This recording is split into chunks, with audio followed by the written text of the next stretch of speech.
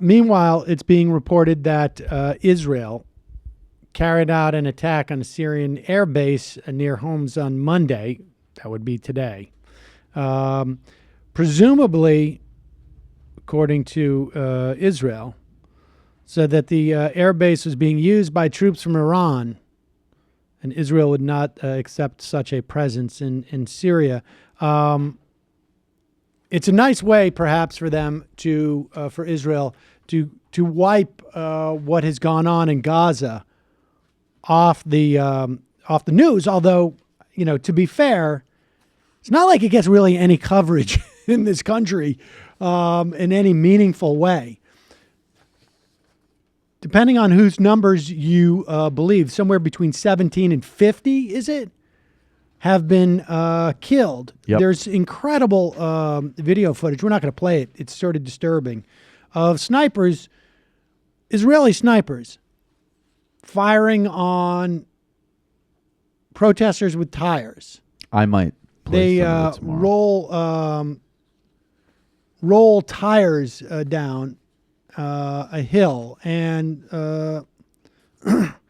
they've killed at least one member of the press, clearly marked as a member of the press. And clearly shot if you watch the video, like marked as a member of the press and not much confusion. Like, no, he's wearing a huge vest that says press on it. They shot the guy. No, without a doubt. I mean, there's no doubt of what's going on there. You know what the Israeli talking point on the tire burning is, though? And I hate to bring some levity to this, but very dangerous. No. Those Palestinians don't care about the environment. It's not really. I'm not kidding. It's very bad for air pollution. So this is who you support? I thought we were trying to protect the clean air.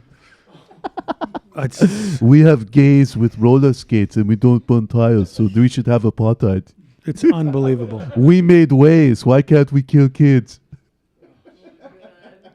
It's unbelievable. Corbyn in Britain has called for a review of the UK arms sales to Israel. What an anti-Semite.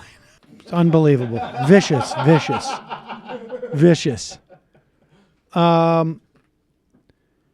The Intercept? Splinter News asked every senator about this, and they could not get really any answer. Here is Bernie Sanders going on State of the Union. This is about as good as it gets, and it's not great, frankly.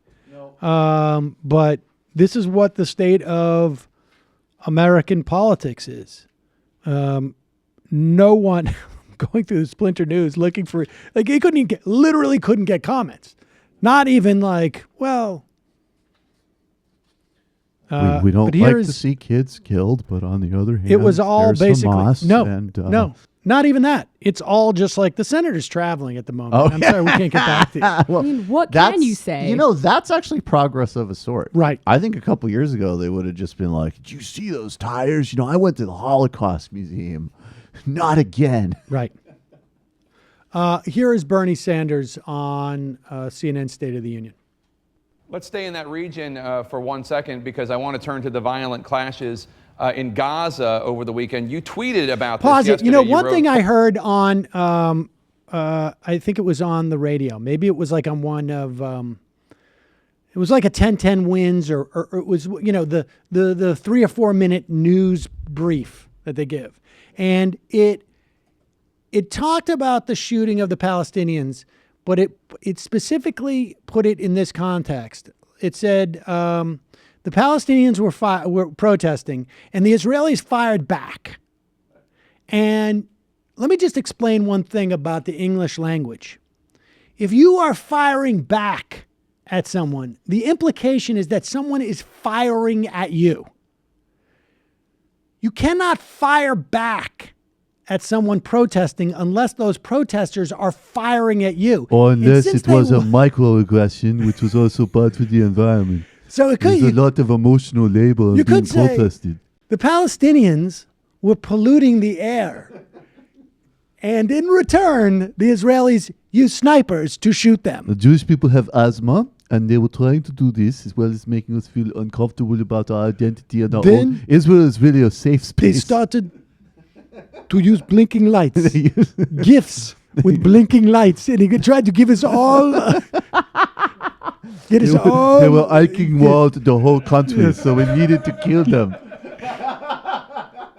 Here is Bernie Sanders responding to Jake Tapper. Second, because I want to turn to the violent clashes in Gaza over the weekend. You tweeted about this yesterday. You wrote, quote, "The killing of Palestinian demonstrators by Israeli forces in Gaza is tragic. It is the right of all people to protest for a better future without a violent response," unquote. The Israeli government called the protests, quote, "violent terror demonstrations." The ambassador of Israel to the United Nations said Hamas fighters were interspersed throughout the crowd using human shields and were killed after making, quote, "direct attacks on Israeli positions." Do you not accept the Israeli government's explanation? No, I don't. I think from what my understanding is you have tens and tens of thousands of people who are engaged in a nonviolent protest. I believe now 15 or 20 people, Palestinians, have been killed and many, many others have been wounded. So I think it's a difficult situation. But my assessment is that Israel overreacted on that. But again, the bottom line here is that the United States of America has got to be involved in dealing with the terrible tragedy in Gaza. You know, whether it is Syria, whether it's Yemen, whether it is Gaza, we're looking at the need for the international community led by the United States to deal with that situation. Gaza is a disaster right now. Youth unemployment is off the charts, and we're going to continue to see those kinds of demonstrations and protests unless the world community recognizes the problem in Gaza and brings the Israelis and the Palestinians together to start addressing those problems. So basically, the best we can do in this country with our politicians is Israel overreacted, but the real problem is the United States is not getting in and being a fair broker. Now, it is the case that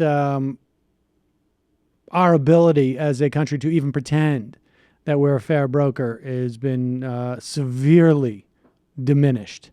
I mean, we're simply not. But we're simply not. But I mean, there was certainly for years we could maintain that posture, at least performatively, and that's over. And really, there is no institutional. There is no institutional dissent. There's no institutions out there that really in any way fundamentally dissent from our policy in regards to Israel. Well, in Israeli politics, is actually a forerunner, arguably, of things like Trump in a lot of ways. I mean, it was a Tea Party country, at least starting for, since Netanyahu was brought back into office in 2009. And the same kind of, guess. Unique, I don't know what it's the a point unique is. Situation. No, there's a lot of parallels. Do you think that American politics have been infected by Israeli politics? I think there's a ton of parallels, and there's no doubt. And in fact, there may be parallels, but American politics actually undermined Israeli politics when it was ahead of American politics. Right. So, and the Israeli hard right, when they were the first, like when you moved to Netanyahu and Naftali Bennett and all these people, and they actually just started in the last couple of terms just being like, why do we even have to pretend anymore? Why don't we just overtly do this? Yes, I think that does reverse back to Trump, and there is a parallel with Republican modern I'm Republican sure politics. there's a parallel, but I don't think there's any causal connection. I mean, if anything, the fact that the Bush administration pushed for elections, even I think before both the Palestinians so you're talking about and the frankly ones in the Gaza? Israelis, and the Israelis even wanted that, I think was far more problematic. I don't know if I'm talking about Israeli politics influenced the U.S. politics in the development of the Tea Party. I think right-wing politics has definitely been influenced internationally by Israeli right-wing politics and modern ethno-politics. But I mean, we can get into that later. But the other thing that's kind of funny about it, I mean, it's definitely true, but I like how Bernie, even when he's talking about Gaza, what really sets him off is youth unemployment. Right. He's just like, they're getting killed. And the unemployment rate is unacceptable. He's always, that's a real problem. He finds his circle. Right. He finds his just like... Well, it's indicative of the situation there. I mean, obviously. He doesn't have the ability, I mean, however you want to characterize this, but American politicians do not have either the ability or the guts or however you want to phrase it to say, look, it's an open air prison. And so, yes, unemployment is incredibly high because it's an open air prison. They also can't get medicine. They're also regularly killed by an occupying power. There's a chain of worries there. But it's like a really bad vacation spot.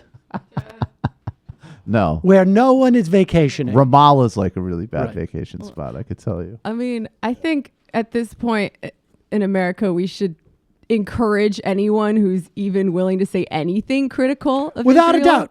Without a doubt. Maybe, hopefully, he'll spend some time with Jeremy Corbyn and talk about foreign policy a bit. No, he's never going to be as far. It's just a different context there.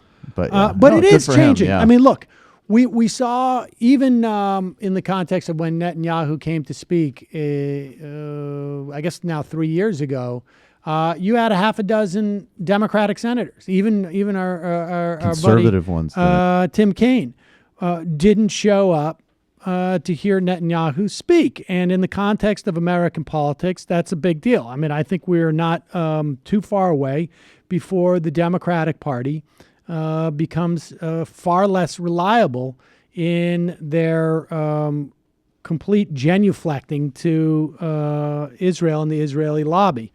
So, but I mean, God, it really is shocking to see people continue to try and justify this behavior. I mean, it's just shocking. It really is shocking.